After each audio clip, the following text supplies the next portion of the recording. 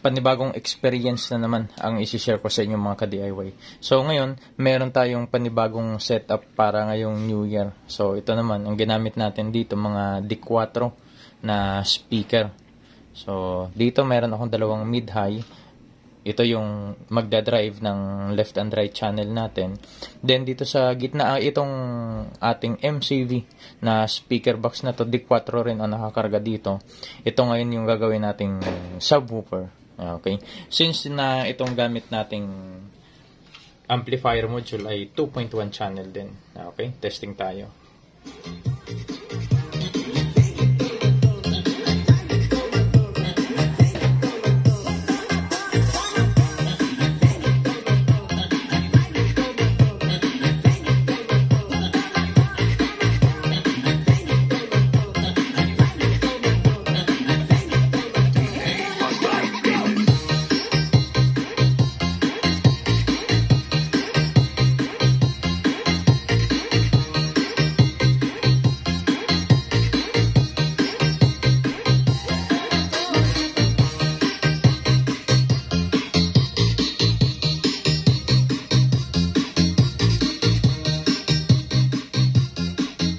So, yan.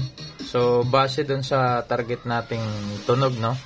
So, dun sa hinahabol nating tunog, medyo makikita nyo dito sa opening ng amplifier module natin.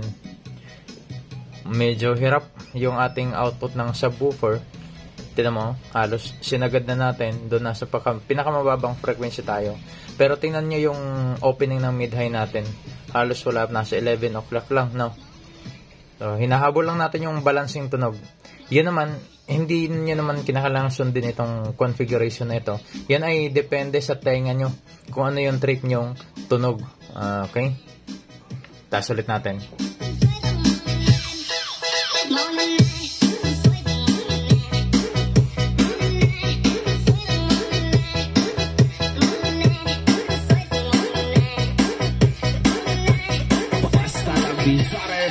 Idol.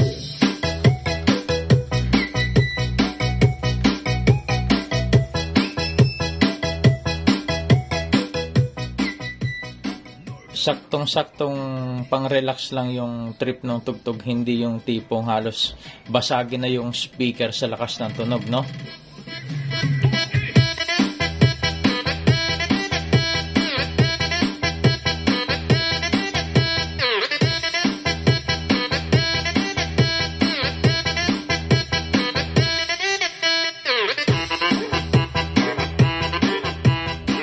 Okay, so dun sa mga magtatanong ng mga ka-DIY, bakit ano ba yung tunog kapag yung gitna lang or yung subwoofer lang ang tumutunog?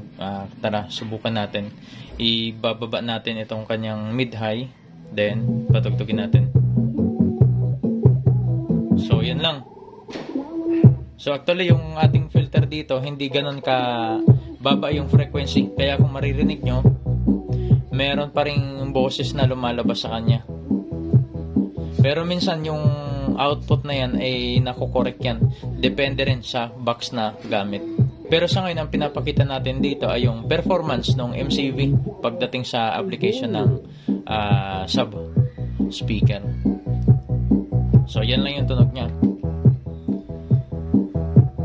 So, kung mapapansin nyo, pag mag-isa lang talaga yung speaker mo, hindi ganun kaganda yung tunog niya. Kulang, no? Or yung iba sinasabing dry. Kasi nawawala yung blending ng frequency ranges.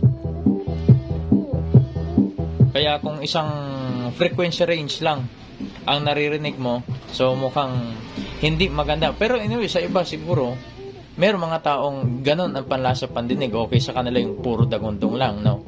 Pero siyempre, mas okay yan kapag tinitimpla natin. So, ito yung normal na may naka-subwoofer lang tayo, no? Itaas natin si mid-high ngayon.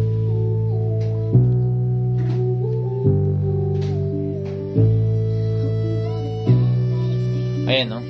Habang tinataas yung mid-high, nagkakaroon ng buhay yung tugtog.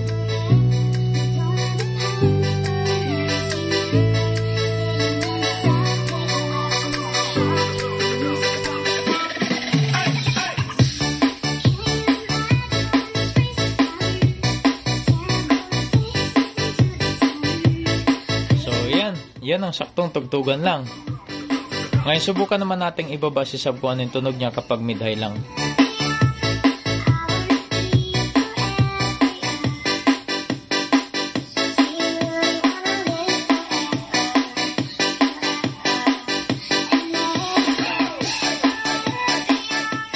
So yan, kapag kasi mid-high lang yung ipi-play mo or ipapandarin mo, ganun, napaka-nipis nung kanyang tunog. 9,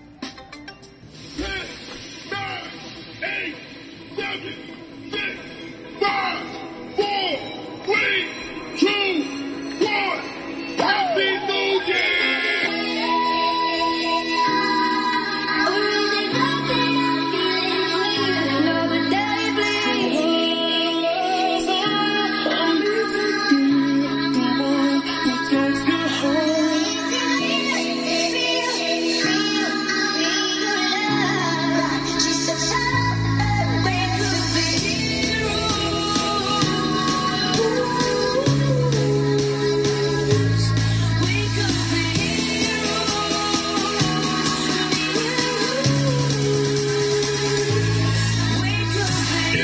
Officially 2024. If you're ready to do it, make something. Come on, everybody, let's make this party.